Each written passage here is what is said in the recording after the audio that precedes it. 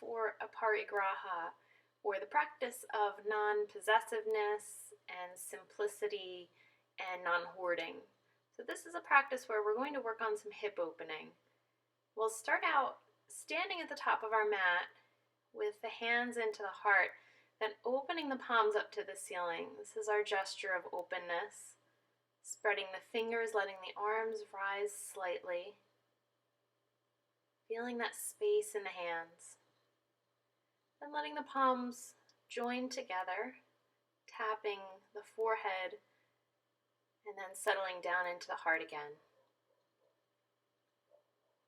We'll step our feet wide on the mat, bringing the feet into parallel, and then drawing the heels in slightly so that we can drop down into the hips. We'll start our hip opening with horse pose or goddess pose. Bring the hands into that gesture of openness. Spread the fingers. Create space. Moving into a side bend, bring your right forearm to rest on the top of your thigh. Open your left arm out to the side and then sweep it over your head. Spread the fingers. Inhale, come back into center, arms open wide. Sway over to the other side, moving into your side bend. Take the top arm overhead. Open up through the fingers. Inhale, center.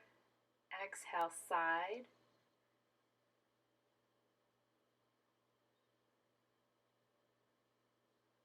Inhale back into center. Exhale over to the other side. Using this to stay low in the hips and create space in the side of your body. Take your inhale. As you come into center this time, straighten up through the knees. Open the arms back, lift the heart. Open the front of your body. Palms lift right in front of the heart. Open hands. Releasing the hands down, we'll turn the left leg out first. Coming down and bending into your left knee. So we'll start with a warrior two stance for the legs, then resting your left forearm onto your left thigh. The right arm comes up overhead. This is side angle stretch. This is a pose of expansiveness and space. We can't hold on or grasp when we come into side angle. Open the arm out from the heart, spread the fingers, use that to draw yourself up into center. Bring the feet back into parallel and give yourself some space there to inhale, open the arms, and go ahead over to the other side. Send your right toes out to the side. The legs are in a warrior two stance. The right forearm comes to rest on the top of the thigh. The left arm sweeps over your head. That's where the space starts to come from. As you extend the arm over your head and you spread out through the fingers, there's this space that's created between the top arm and the outer foot, the pinky toe edge of your foot. Inhale, come back up through center, feet come parallel. Open the arms back, lift your heart, lift your head, and release down. We'll move that all the way down into a forward bend. You can even heel toe your feet wider if you feel like you have more space there. Inhale halfway up. Exhale, lower down. Inhale halfway up. And this time we'll layer a twist onto that. Leaving your left hand right underneath your shoulder. Sweep your right arm up to the ceiling. Giving a little sway over to the side. You're going to bend your left knee, shift your weight toward that side, then come back to center. It's just a subtle shift. Let your arm drop down, fold back down into your forward bend.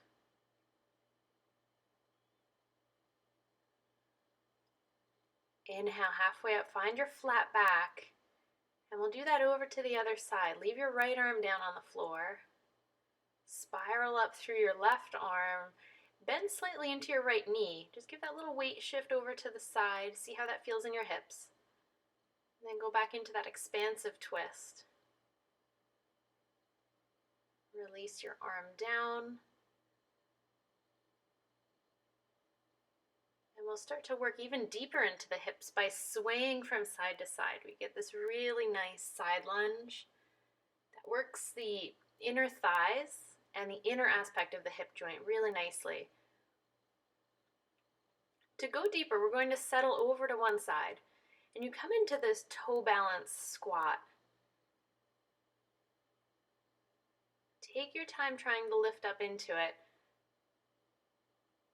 We'll go deeper by walking the arms out away from us on a 45-degree angle, resting your fingertips on the floor, settling your weight back towards your sit bones.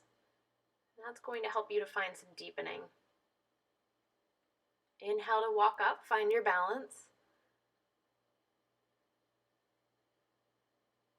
Embrace that feeling of wobbling. Take your inhale, come back into the center, into your wide leg stance. We'll sway side to side a few times, getting really loose, just letting it flow back and forth. Then settle yourself over to the other side. Find that toe balance, side lunge. Working into the inner hip and finding a lift there. You can take your hands off the mat, even if it's just for a second or two. We add a forward bend into that by walking the hands out away from us, about a 45-degree angle. Weight sinks back into the hips.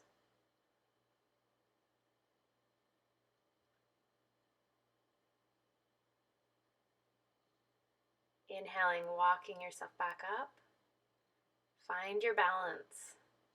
You can always use the fingertips of one hand to just rest on the mat and play with your balance if you feel like you're really wobbly. Use your inhale, come back into the middle, and we go into that swaying movement again, very fluid, rolling side to side, no holding.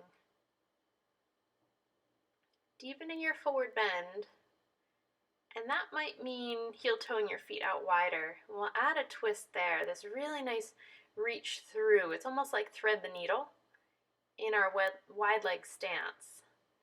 We have the right arm resting just the fingertips on the mat. The left arm is threaded underneath. Inhale back through center. Take your right arm threaded underneath. Grab your leg wherever you can hold on to. You're turning your head. You're looking underneath the straight arm.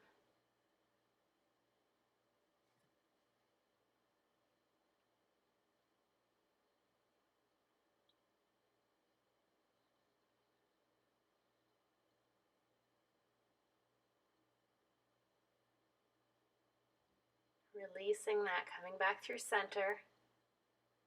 Walk the fingertips away from you for a really long spine. Then start to come back. Walk the hands back, walk the feet together. Bringing the hands onto the hips. Let's come all the way up into standing. The feet angle out to the sides. Find that angle with the toes open wider than the heels. Drop down into the hips, open the arms out wide. Now we sway over to the right side, just lightly resting on the thigh. Take your left arm, turn the thumb down, you're going to sweep that behind the back into a bind. Opening out from your heart, try to drop your shoulder down and make some space in the front of the chest. We'll release that bind, inhale back up to center. Exhale, sway over to the other side. You start with this side bend. Taking the right arm, drop the thumb down toward the floor and then thread the arm behind your back. Come into a bind with your shoulder.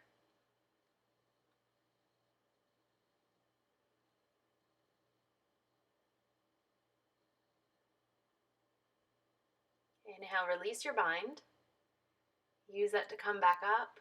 Expand through the fingertips. Straighten the legs. Let's bring the feet back into parallel. We're going to walk the feet together so that they're just a little bit wider than hip distance apart. We want a good steady base. Bring the fingers together into steeple position, all the fingers interlaced. As you exhale, you're going to swing down like you're chopping wood with a strong exhale. Inhale, exhale. Let it all out.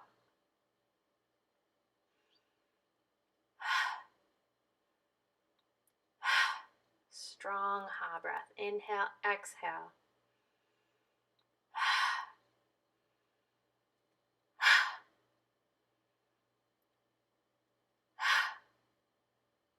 Let yourself drop down. Release the arms. Release your head. Just hang in gravity for a moment.